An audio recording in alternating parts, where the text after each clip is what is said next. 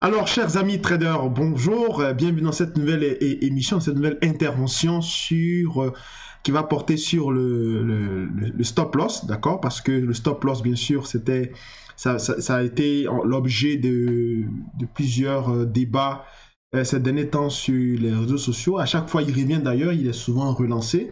Donc, j'aimerais apporter ma modeste contribution à ce sujet. En fait, ce que je pense du stop loss et puis un peu donner une vision éclairée de l'approche que nous avons au sein du GSTA sur, bien sûr, le stop loss qui est un outil de préservation des capitales et qui est aussi donc un outil par définition du money management, ce qu'on appelle la gestion monétaire, d'accord?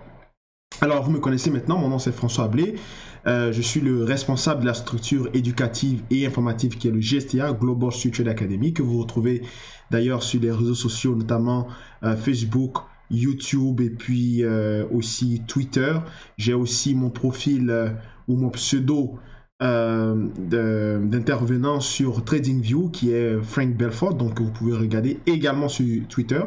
Et donc je vous invite à vous inscrire massivement à notre chaîne YouTube, à notre page Facebook pour recevoir nos notifications lorsque nous mettons une vidéo, à aussi consulter notre site internet qui est le www Global Street Trader Academy, d'accord? Non, pardon, désolé, www.globalstreettrader.com, d'accord? Global Street Trader Academy, c'était l'ancien site donc qui a été changé, d'accord? Donc c'était GST Academy. Maintenant c'est globalstreettrader.com. D'accord? Donc c'est le nouveau lien. De toute façon, vous allez le retrouver dans le descriptif de mon intervention, après mon intervention sur ce sujet-là. D'accord? Donc n'hésitez pas à vous inscrire, à mettre des pouces pour nos émissions, pour disons, les booster. Hein, ça nous donne aussi une motivation de voir que vous aimez ce qu'on fait dans cette quête on va dire, de démocratisation de l'information financière, d'accord, de culture financière. Donc, vous pouvez jeter un coup d'œil sur notre site internet pour voir, il y a des quiz aussi là-dessus, dans la rubrique, je crois, forum ou blog, entre les deux, il y a un onglet qui est marqué question.trader, vous allez voir, c'est pas compliqué, vous avez à souscrire, à mettre votre email et vous allez donc pouvoir tester vos connaissances générales en finance des marchés, d'accord? Donc, n'hésitez pas à nous supporter en partageant ces vidéos et puis aussi à nous poser des questions si vous avez éventuellement des requêtes et tout ça. Bon, voilà. Alors, au niveau du stop loss, bien sûr, le stop loss, c'est un outil, d'accord, de préservation du capital. Malheureusement, le stop loss est, on va dire, aujourd'hui, en fait, le stop loss est une arme à double tranchant, d'accord? C'est un outil non seulement de préservation du capital, mais c'est aussi un outil de destruction du capital, d'accord? Parce que le stop loss, comme je viens de vous dire, c'est un outil. Et tout bon outil mérite d'être bien utilisé, d'accord? Donc, il y a une méthode d'utilisation du stop loss. Ce qu'on remarque généralement sur les marchés financiers, c'est que les traders particuliers, bon, le terme commence à devenir un peu trop péjoratif, hein, donc maintenant on dit trader indépendant, mais donc, ou parce que trader particulier, ça vient de la traduction retail trader, donc souvent on le dit trader particulier, mais sinon on va dire trader indépendant. Donc trop souvent, les traders indépendants utilisent très mal le stop loss et cette mauvaise utilisation du stop loss est sujette à cette fausse croyance que la plupart des gens qui se sont formés sur les réseaux sociaux et qui ont été autodidactes, bien sûr, ont entretenu de par cette image du stop loss, d'accord? Donc, ils ont tous, ou moi aussi j'en ai fait partie, hein, il a fallu, bon, moi j'ai eu un peu plus de chance que la plupart d'entre vous, la plupart de ceux qui me suivent. D'abord, donc j'ai intégré une salle de marché, j'ai suivi des formations de haut niveau, donc du coup j'ai pu quand même en fait faire la part des choses, de la différence sur l'utilisation du stop loss. Et bien sûr, j'étais très étonné d'ailleurs quand j'ai intégré la salle de marché, quand je travaillais en tant qu'analyste fondamental junior, je voyais que la plupart des traders dans cette salle de marché ne travaillaient pas avec des stop loss. Donc j'étais naturellement étonné, d'accord? Pourquoi est-ce qu'ils ne travaillent pas avec les stop loss? Mais en fait, les stop loss, justement, comme je vous ai dit, ils peuvent sauver le trader, comme ils peuvent détruire le trader. Et très souvent, c'est l'un des facteurs majeurs qui en fait amplifie les pertes des traders indépendants sur les marchés financiers. Au-delà des questions de slippage, au-delà des questions d'écart de prix, donc des spreads, d'accord, au-delà des coûts, des commissions probitives que les brokers, en fait, ou les courtiers infligent aux traders particuliers, cette notion de stop loss est très importante, d'accord? Parce que ce que vous devez savoir, parce que je reviens là-dessus, c'est un sujet très important parce que j'ai déjà répondu à cette question. Ben, je l'ai fait en anglais pour la communauté anglophone de traders du GSTA qui nous suivent, pour les membres anglophones, mais je reviens là-dessus avec bien sûr un peu plus de détails dans ce que j'avais dit. Le stop loss, d'accord, ne doit être utilisé seulement dans deux cas. Pas plus, pas moins, dans deux cas. Le premier cas, c'est seulement quand on n'est pas devant les écrans. D'accord? Quand on n'est pas devant les écrans, on met un stop loss. Parce que ce que vous devez savoir, c'est que le stop loss, comme on le dit, stop loss, donc couper les pertes, arrêter les pertes, stopper l'hémorragie, d'accord? L'hémorragie financière. C'est un outil qui est là pour préserver vos capitaux ou votre capital, d'accord? Dans la mesure où vous n'êtes pas devant les écrans, vous avez une position qui est en cours, donc vous mettez un stop loss. Dans la mesure où si le marché se retourne brusquement contre vous, puisque vous n'êtes pas devant les écrans, on aura donc, c'est-à-dire si le marché descend à un certain niveau que vous êtes prêt à perdre, cela va stopper donc l'hémorragie. D'accord? Donc ça, c'est la première fonction du stop loss. La deuxième fonction du stop loss, c'est ce que moi j'appelle souvent sécuriser la position. D'accord? Et c'est dans cette direction-là que souvent moi je me dirige, ainsi que aussi mes étudiants. D'accord? Vous rentrez en position, la position est gagnante, vous la sécurisez. Vous mettez un stop loss, souvent on l'appelle souvent stop win, stop 0, trailing stop loss, ainsi de suite. D'accord?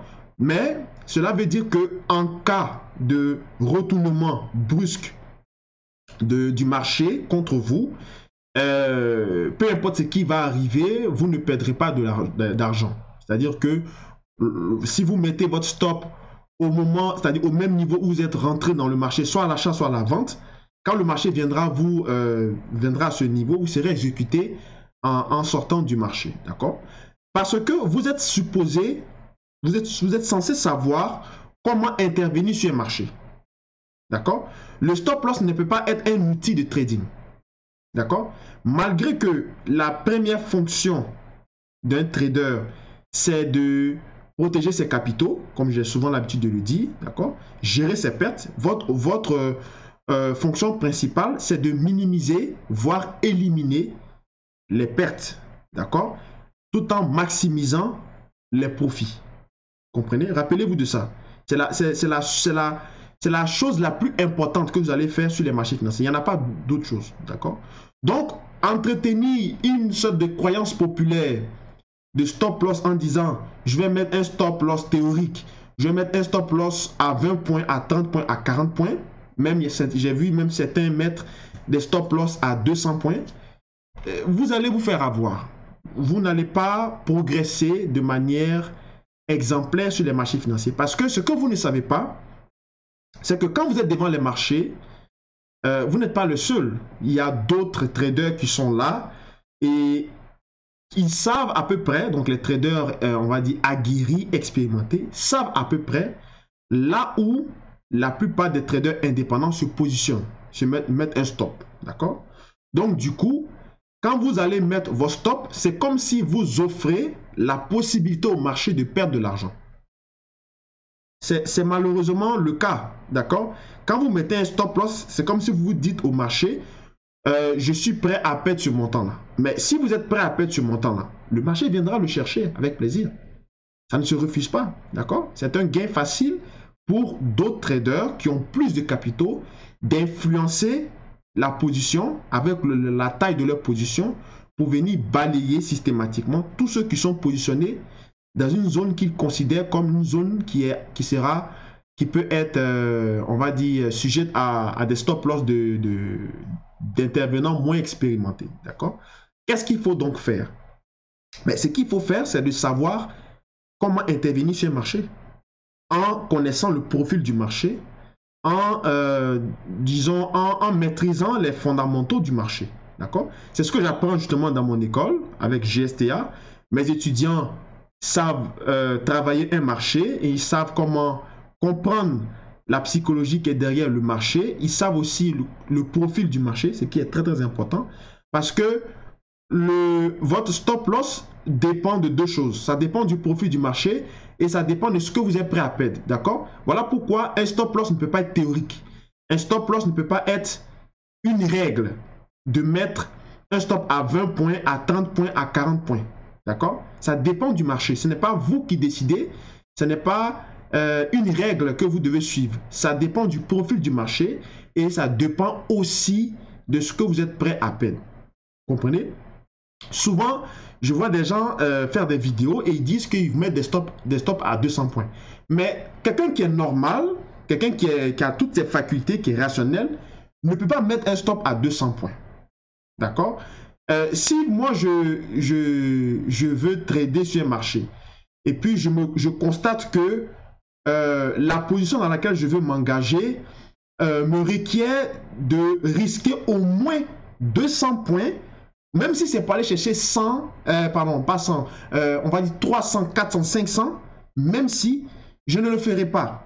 Vous savez pourquoi? Parce que je ne suis pas prêt à exposer mes capitaux, d'accord? Je ne suis pas prêt psychologiquement à exposer mes capitaux, dans la mesure où il y a une chance sur deux, parce que quand vous rentrez en position, soit vous allez perdre, soit vous allez gagner. Donc, c'est 50% de probabilité. C'est-à-dire que la position vous conditionne à une perte, à une exposition de 200 points, d'accord, en ayant une probabilité d'une chance sur deux de perdre. Comprenez?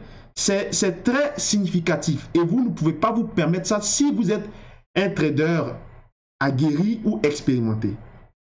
Voilà pourquoi au GSTA, nous avons une méthode, une approche qui nous permet justement d'optimiser, d'accord, les gains tout en minimisant les risques dépendamment du profil du marché. Et vous êtes censé savoir comment rentrer sur un marché de façon optimale. Vous êtes censé savoir, d'accord? Vous êtes censé aussi savoir un peu le profil du marché, de comment est-ce que vous allez devoir vous ajuster par rapport à la direction que le marché va prendre. Vous êtes censé savoir ça. Comprenez? Donc, du coup, cette croyance populaire de pouvoir placer des stop-loss 30 points, 40 points, 50 points, il faudrait arrêter ça dès maintenant. Parce que ce que vous ne savez pas, c'est que quand vous allez ouvrir un compte chez un broker et puis vous voulez transiger sur un marché, d'accord? Les brokers ont des données statistiques de la plupart des transactions de leurs clients, d'accord?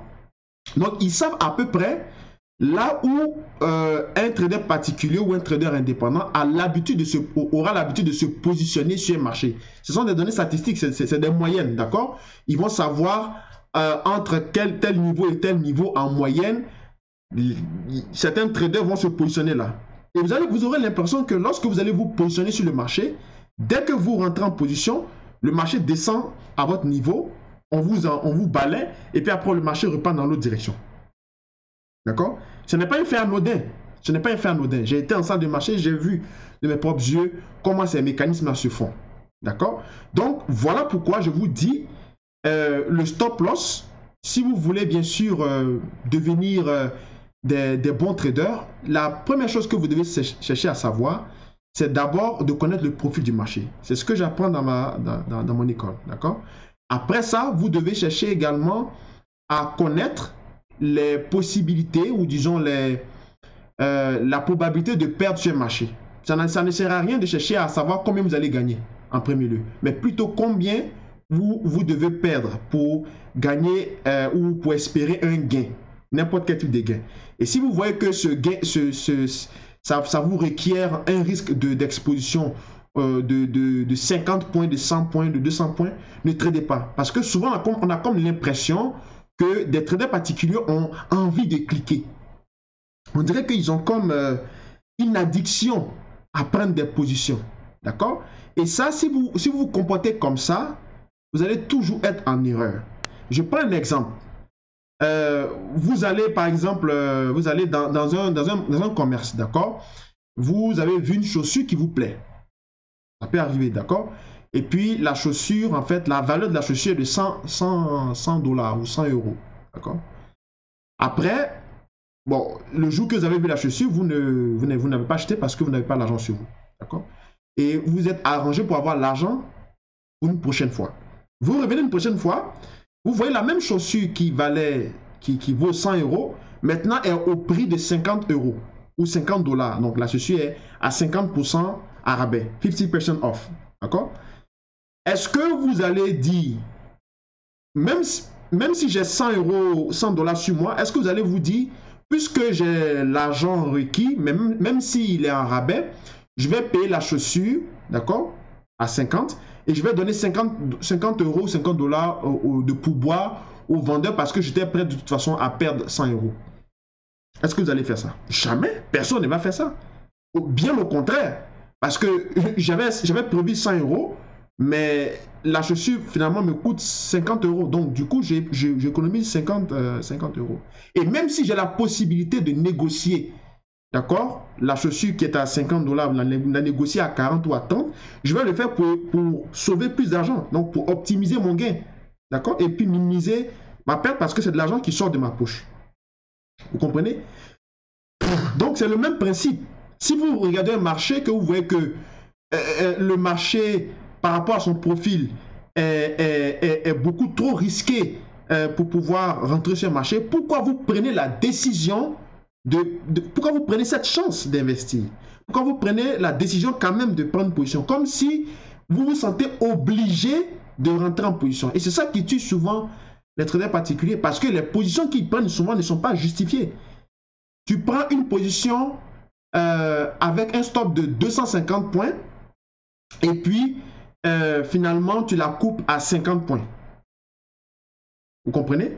Ça, c'est pas du trading. C'est du n'importe quoi. Il n'y a pas de nom pour ça. Ou bien tu rentres en position, tu mets un stop à 150 points, donc tu risques 150 points. Le marché oscille, il arrive dans la zone de tes 150 points que tu es prêt à perdre, tu es peut-être à moins 120. Et puis finalement, il se retourne, il monte jusqu'à tu as plus, on va dire, plus 250 points. Et tu coupes la position. Donc, c'est comme si au final, tu as risqué 150 points pour aller chercher 250 points. La fois que ça se produit, tu gagnes. Mais statistiquement, si tu traites comme ça, c'est voué à l'échec. D'accord? Si tu travailles comme ça, tu seras voué à l'échec. Tu ne pourras jamais gagner sur le long terme. D'accord? Donc, ne vous sentez pas obligé de prendre une position si vous voyez que le stop que vous devez utiliser en demande beaucoup, parce que mettre un stop loss, comme je vous ai dit, c'est donner la possibilité au marché de vous balayer. Ce que vous devez faire, c'est d'abord de maîtriser d'abord le profil du marché, et puis en deuxième lieu, c'est de savoir combien vous êtes prêt à perdre, donc c'est-à-dire de chercher à optimiser, d'accord, votre timing d'intervention. C'est ce que j'apprends dans ma formation. Les étudiants ne rentrent pas en position comme ça, d'accord? Ils attendent un moment bien précis qui va minimiser le plus que possible leur risque d'erreur, donc leur perte potentielle, afin de maximiser votre gain, d'accord? Ne soyez pas comme, c'est-à-dire que ne soyez pas addictif à prendre des positions, à cliquer. Il y a des gens comme ça qui veulent à tout prix rentrer en position. Plus vous allez cliquer sur des positions, à mettre des stops un peu partout, plus vous allez vous faire avoir. Statistiquement, vous n'allez pas faire long feu, d'accord? Et le stop loss, justement, joue contre vous. Il joue contre vous parce que c'est donc, comme j'ai dit au départ, un couteau à double tranchant. D'accord? Bien vrai que le stop loss, il est là pour couper la perte, d'accord? Il est là pour accepter, vous amener à accepter la perte qui a été causée par votre, on va dire, votre erreur dans votre prise de décision. Mais à la longue, ça diminue vos capitaux, d'accord? Donc la seule façon de rentrer en position, c'est seulement d'opter pour la deuxième option, c'est-à-dire de chercher à sécuriser vos capitaux. Parce que vous êtes censé savoir rentrer sur un marché. Si vous ne savez pas comment rentrer sur un marché, ce n'est pas la peine de trader. Il faut toujours chercher à optimiser son timing d'intervention et c'est uniquement possible que par le profil du marché lui-même. D'accord? Donc ça, c'est des choses que j'apprends dans mon académie. Et depuis que j'ai commencé à pratiquer cette nouvelle approche universelle qui est une approche de prix, d'accord, simplement de prix, en salle de marché, je voyais beaucoup de traders qui rentraient en position et qui n'avaient pas de stop. Et curieusement, le marché ne venait même pas dans la zone où ils étaient, on va dire, mentalement, psychologiquement prêts à perdre de l'argent. Parce que quand on rentre en position, il faut toujours risquer quelque chose. Il faut toujours être prêt à un certain seuil de dire, arrivé à ce seuil, je coupe ma position si tout va mal. Il faut avoir la psychologie pour. Mais généralement, quand il rentre en position, le marché arrive dans cette zone et c'est-à-dire que il rentre en position et le marché se met à partir dans leur direction. Et donc, j'ai appris à travailler dans cette direction-là et ça, depuis un moment, ça a décuplé fortement mes capitaux, d'accord? Donc, j'ai compris que le stop loss n'était que en fait une question de savoir en fait de savoir lire le marché, donc l'évolution des prix, et c'est en fonction de ça qu'on met un stop loss. On ne met pas un stop loss théorique pour dire non, je rentre ici, ou bien un stop loss visuel, parce que souvent on voit des traders particuliers qui mettent les stop loss visuels parce que ça leur paraît raisonnable de se positionner là, donc ils vont mettre un stop loss. Non, si vous faites ça, vous allez vous faire avoir tout le temps, d'accord? Dans la plupart du cas, c'est-à-dire de manière statistique, le stop, il doit être placé en fonction du contexte du marché, d'accord? Ça peut être un contexte technique ou un contexte fondamental, global, d'accord? En fonction duquel que vous allez pouvoir optimiser toujours votre espérance de gain, votre espérance mathématique de gain, et puis aussi minimiser vos erreurs, d'accord? Donc, pour finir, je vous recommande sincèrement, avant de rentrer en position, d'accord, ne prenez pas cette habitude de regarder tout de suite ce que vous allez gagner. Regardez d'abord ce que vous allez perdre. D'accord? C'est un premier conseil. Si vous voyez que cette position va vous demander trop de points à risquer pour aller en chercher, même si c'est le double ou le triple, ce n'est pas la peine de rentrer en position. Parce que le marché n'ira pas, d'accord, directement sur votre objectif théorique. Et souvent aussi, ce qui tue les traders particuliers, c'est que leur objectif de leur take profit est beaucoup trop élevé. D'accord? C'est pas réaliste dans l'approche qu'ils utilisent parce que le marché peut pas faire, n'évolue pas en ligne droite. Il va osciller, d'accord? Il va aller à un certain niveau, il va corriger, et ainsi de suite. Donc, il va monter par palier, d'accord? Donc, dans cette mesure-là, vous devez aussi vous ajuster, vous devez tenir compte dans votre approche de votre stop loss, d'accord? Donc, le stop loss, n'oubliez pas, c'est juste un gendarme. Il est là juste pour couper les pertes. C'est comme vos yeux, c'est-à-dire quand vous n'êtes pas là devant les écrans, c'est en ce moment-là que vous mettez un stop loss. Sinon, généralement, quand vous êtes devant les marchés, ne mettez pas de stop loss. Rentrez en position, vous prenez vos dispositions d'abord, donc il y a un travail qui est fait en amont. Et puis, quand vous rentrez en position, quand le marché vous donne raison, en ce moment-là, maintenant, vous sécurisez la position et vous la laissez courir de sorte à optimiser au maximum votre gain potentiel. D'accord? Alors, je crois que j'ai été suffisamment clair sur l'utilisation du stop loss. Si vous avez des questions, n'hésitez pas à le mettre en dessous de la vidéo. Ça fait plaisir toujours de lire vos commentaires, vos réactions, vos critiques aussi, d'accord, dans la mesure où elles sont objectives. Et puis, merci encore de suivre cette intervention. Donc, on se retrouve plus tard pour d'autres vidéos. Donc, c'était François Ablé du GSA Canada. Merci encore et puis à plus tard. Au revoir.